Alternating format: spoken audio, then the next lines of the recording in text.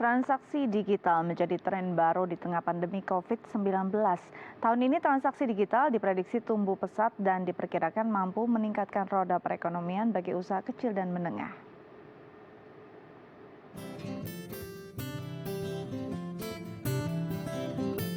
Mewabahnya virus corona berdampak pada pola konsumsi dan cara belanja masyarakat yang awalnya konvensional beralih ke platform digital atau secara daring. E-commerce pun menjadi primadona masyarakat dalam berbelanja. Otomatis, transaksi digital pun tumbuh. Berdasarkan data Badan Pusat Statistik tahun 2020, transaksi antar bank untuk perdagangan daring meningkat 23%. Sementara itu, diperkirakan tahun ini, transaksi pada fitur dompet digital atau e-wallet akan meningkat akibat larangan mudik. Kemajuan teknologi yang didukung dengan infrastruktur dan kemudahan regulasi pun telah mendorong pertumbuhan dan perkembangan usaha berbasis digital. Hal ini terlihat pada hasil survei e-commerce pada tahun 2020 yang dilakukan oleh BPS, di mana setiap tahun terjadi peningkatan jumlah usaha baru. Tercatat 45,93% usaha baru mulai beroperasi pada 1 tahun belakangan. Ya, dan untuk mengetahui seperti apa tren transaksi digital dan bagaimana transaksi digital mampu meningkatkan roda perekonomian, terutama untuk para pelaku UMKM, kita akan membahasnya bersama Bapak Firman Kurniawan, selaku pengamat budaya dan komunikasi digital UI. Selamat pagi Pak Firman. Selamat pagi Mbak Dika. Apa kabar Pak? Baik Mbak, sehat. Baik Pak, beberapa waktu lalu kita sempat melihat juga di media sosial marak bagaimana kurir dari e-commerce ini melihat banyak sekali paket-paket yang merupakan hasil dari transaksi digital masyarakat. Melihat perkembangan sejauh ini, menurut Bapak, pandangan Bapak, potensi transaksi digital di Indonesia seperti apa? Ya, jadi sebetulnya sekitar sejak 2015 yang lalu, ekosistem ekonomi digital kita tumbuh dengan pesat, mulai dari kalau kita ingat transportasi online, kemudian diikuti dengan sistem pembayaran online, dan juga pada saat yang bersamaan kalau kita lihat perbelanjaan online itu juga tumbuh. Nah, di situ kemudian dari sarana dan perangkat itu muncul perilaku dari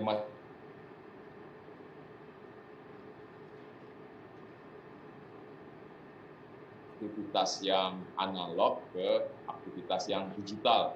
Nah, kemudian di tahun 2019 dan di Indonesia di tahun 2020 kita mengalami pandemi sehingga banyak aktivitas yang analog pindah ke rumah, work from home, school from home, kemudian pray from home. Jadi untuk memenuhi kebutuhannya, masyarakat akhirnya menggantungkan pada perangkat-perangkat digital untuk berbelanja, untuk memenuhi urusan pembayarannya, kemudian pemenuhan fasilitas kesehatan dan sebagainya, bertumpu pada perangkat-perangkat digital. Nah,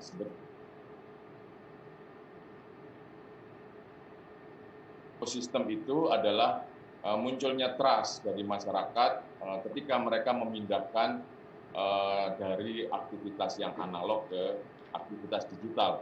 Nah, kalau kita lihat trennya, semakin tahun kita lihat semakin tumbuh dengan pesat, dan ini bisa menjadi harapan baru bagi pertumbuhan ekonomi, terutama ketika masa pandemi ini banyak aktivitas ekonomi yang agak terhambat, maka pemanfaatan dan transaksi online ini menjadi jalan keluar. Seperti itu Mbak Dika. Baik, jadi memang perkembangan ini membuat transaksi online menjadi pilihan dan juga solusi bagi masyarakat, terutama di tengah pandemi ya Pak. Pak, melihat dari perkembangannya begitu pesat, kebutuhan apa sebenarnya yang benar-benar dipenuhi masyarakat lewat digital sendiri? Apakah memang sudah sampai ke kebutuhan primer?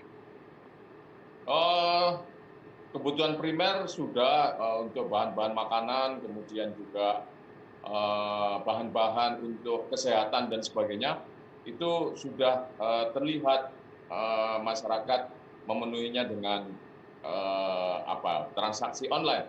Dan ini juga akhirnya berimplikasi kepada keberadaan gerai-gerai yang konvensional, beberapa harus tutup, dan kemudian juga paling tidak gerai-gerai yang konvensional itu menghibridasi aktivitasnya, ada yang offline juga menyediakan yang fasilitas online. Nah, dalam perkembangan berikutnya kita akan lihat bahwa masyarakat ini akan tidak tertutup kemungkinan memindahkan aktivitas-aktivitas belanjanya, pemenuhan kebutuhan hidupnya, itu bertumpu pada online, seperti itu, Mbak.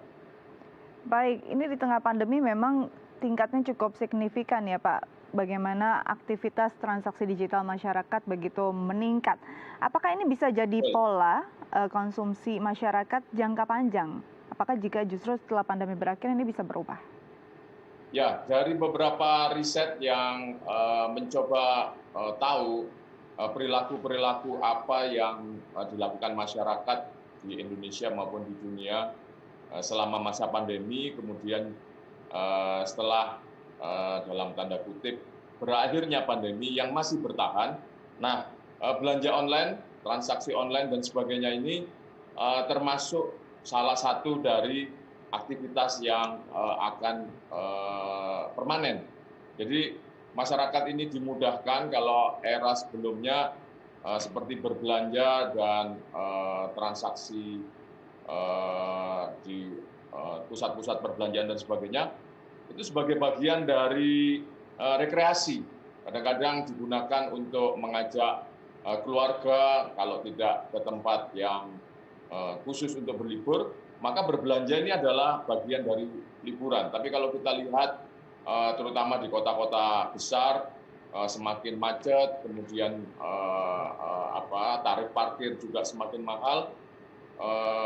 Dengan adanya tawaran transaksi dan belanja online ini, itu menjadi alternatif bagi masyarakat. Dan ketika ekosistemnya juga tumbuh, sistem pembayaran lebih mudah dan juga produk-produk yang ditawarkan semakin beragam, kecepatan pengiriman juga dapat diandalkan, maka bagi masyarakat kenapa tidak kita beralih ke perbelanjaan online, dan bahkan itu semakin dibuktikan di kala pandemi ini, sehingga tidak ada alasan untuk surut kembali ke mekanisme perbelanjaan konvensional ketika misalnya penularan juga semakin berkurang atau bahkan pandemi ini sudah berakhir.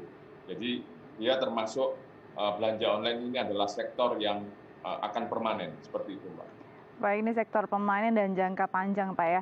Pak, kalau kita lihat ini sejauh mana sebenarnya efektivitasnya untuk UMKM? Apakah justru masih didominasi oleh pelaku usaha besar? Tapi nanti kita tahan dulu, jeda dulu, akan dijawab setelah jeda ya Pak ya. Baik, terima kasih. Baik, pemirsa jangan kemana-mana, tetap bersama kami di Hal Indonesia.